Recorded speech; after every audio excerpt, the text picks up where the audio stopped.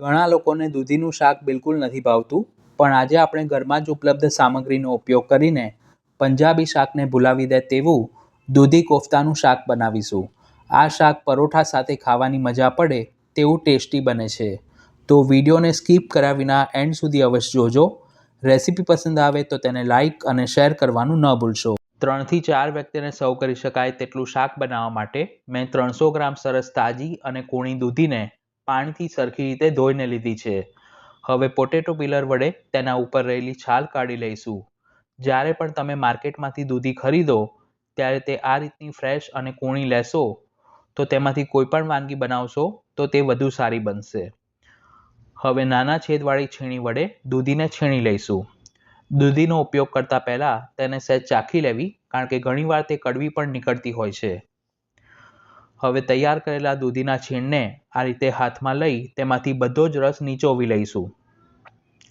જો તમે આ પ્રોસેસ નહીં કરો તો કોફતા માટેનું મિશ્રણ ખૂબ જ નરમ તૈયાર થશે અને તેનો શેપ પરફેક્ટ નહીં આવે.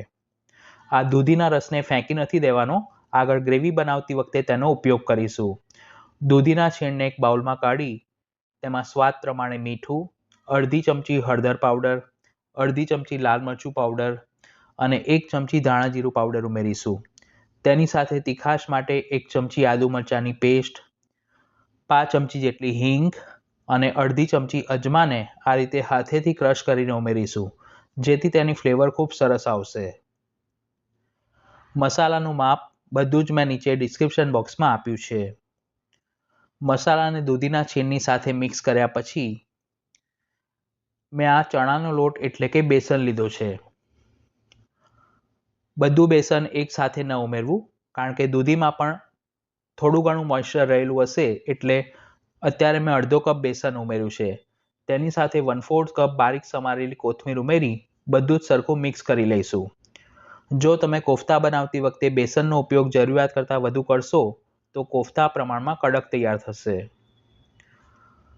તેમાં ચપટી જેટલા ખાવાના સોડા ઉમેરી અને મિક્સ કરી લઈશું. સોડા ઉમેરવા ઓપ્શનલ છે, પણ ઉમેરશો તો કોફતા સરસ ચડી પણ જશે અને તળ્યા પછી પણ તે લાંબા સમય સુધી સરસ સોફ્ટ રહેશે. હવે હાથ વડે બધા જ મસાલાને સરખા મિક્સ કરી જો મિશ્રણ તમને નરમ લાગે તો ફરીથી 1 થી 2 ચમચી જેટલું બેસન ઉમેરી અને આ રીતનું મધ્યમ ઘટ મિશ્રણ તૈયાર કરીશું. તેને ઢાંકીને 5 મિનિટ માટે મૂકી રાખીશું. ત્યાં સુધી આપણે કોફતાને તળવા માટે કઢાઈમાં તેલ ગરમ કરવા માટે મૂક્યું છે. તેલ મધ્યમ ગરમ થાય એટલે તૈયાર કરેલા મિશ્રણમાંથી, જેમ આપણે ગોટા કે ભજીયા બનાવતા હોઈએ છીએ તે રીતે થોડું થોડું મિશ્રણ હાથમાં લઈ અને તેના ગોળા વાળી તેને તળવા માટે તેલમાં મૂકીશું. તળતી વખતે ગેસની ફ્લેમ ધીમીથી મધ્યમ રાખવી અને જ્યાં સુધી કોફતા કાચા હોય ત્યાં સુધી તેના પર જારો ન લગાવો. નીચેની બાજુથી થોડા લાઇટ ગોલ્ડન બ્રાઉન રંગના થાય એટલે ફેરવી અને બધી બાજુ સરખા તળી લેવા. એકવાર કોફતાને તળવામાં આશરે 4 થી 5 મિનિટનો સમય લાગે છે. કોફતા સરખા તળાય એટલે તેને એક પ્લેટમાં કાઢી લઈશું અને આ જ રીતે બાકીના કોફતા પણ તળી લઈશું. આટલા માપ પ્રમાણે મીડિયમ સાઇઝના 12 નંગ કોફતા તૈયાર થશે. જો તમારે આ કોફતાનું શાક ન બનાવવું હોય તો તેને ભજીયાની જેમ ચટણી કે કેચઅપ સાથે પણ સર્વ કરી શકો છો. હવે શાક વઘારવા માટે કઢાઈમાં 2 ટેબલસ્પૂન તેલ ગરમ કરી તેમાં 1 ચમચી જીરું ઉમેરીશું. જીરું ફૂટવા લાગે એટલે 5 ચમચી હિંગ અને 1 ચમચી આદુ મરચાંની પેસ્ટ ઉમેરીશું અને તેની કચાશ દૂર થાય ત્યાં સુધી તેને 8 થી 10 સેકન્ડ માટે તેલમાં સાંતળી લઈશું. વઘાર કરતી વખતે મસાલા બળી ન જાય તેનું ખાસ ધ્યાન રાખવું. તેમાં અડધી ચમચી હળદર અને 1 ચમચી ધાણા જીરું પાવડર ઉમેરી મિક્સ કરીશું. આ રીતે વઘાર તૈયાર થાય પછી તેમાં 1 કપ કાચા ટામેટાની પ્યુરી ઉમેરીશું. 3 નંગ મીડિયમ સાઇઝના ટામેટાને સમારી મિક્સરમાં બિલકુલ પાણી ઉમેર્યા વિના તેને બ્લેન્ડ કરી લીધા હતા. આ શાક બનાવતી વખતે આપણે ડુંગળી લસણનો ઉપયોગ નથી કરી રહ્યા, પરંતુ જે લોકોને ડુંગળી લસણ ખાવાનું પસંદ હોય તેઓ ટામેટાને બ્લેન્ડ કરતી વખતે તેમાં 1 નંગ મીડિયમ સાઇઝની ડુંગળી અને 3 થી 4 કળી લસણ પણ ઉમેરી શકે છે. ટામેટાની પ્યુરીને વઘારની સાથે મિક્સ કર્યા પછી તેમાં 1 થી 1.5 ચમચી લાલ મરચું પાવડર અને ફ્લેવર માટે 1 ટેબલસ્પૂન કસૂરી મેથીને હાથેથી ક્રશ કરીને ઉમેરીશું. કસૂરી મેથીનો ટેસ્ટ આ શાકમાં ખૂબ સરસ આવે છે, એટલે તેને બિલકુલ પણ સ્કીપ ન કરવી. શાકનો રસો થોડો ઘટ થાય એટલે કે બાઇન્ડિંગ માટે તેમાં 1 ચમચી ચણાનો લોટ ઉમેરી મિક્સ કરીશું અને લો ટુ મીડિયમ ફ્લેમ પર તેને 5 મિનિટ માટે કૂક કરીશું. આમ કરવાથી ટામેટાની ગ્રેવી સંતળાશે અને તેની કચાશ દૂર થઈ ગ્રેવીમાંથી સરસ તેલ છૂટું પડશે. તેલ છૂટું પડે ત્યારબાદ જ આગળની પ્રોસેસ કરવી. જો ગ્રેવીમાં કચાશ રહેશે તો શાક ટેસ્ટમાં એટલું સારું નહીં બને. આ રીતે ગ્રેવી સરસ ખદખદવા લાગે એટલે તેમાં 1 કપ પાણી અને અડધો કપ દૂધીનો રસ ઉમેરીશું.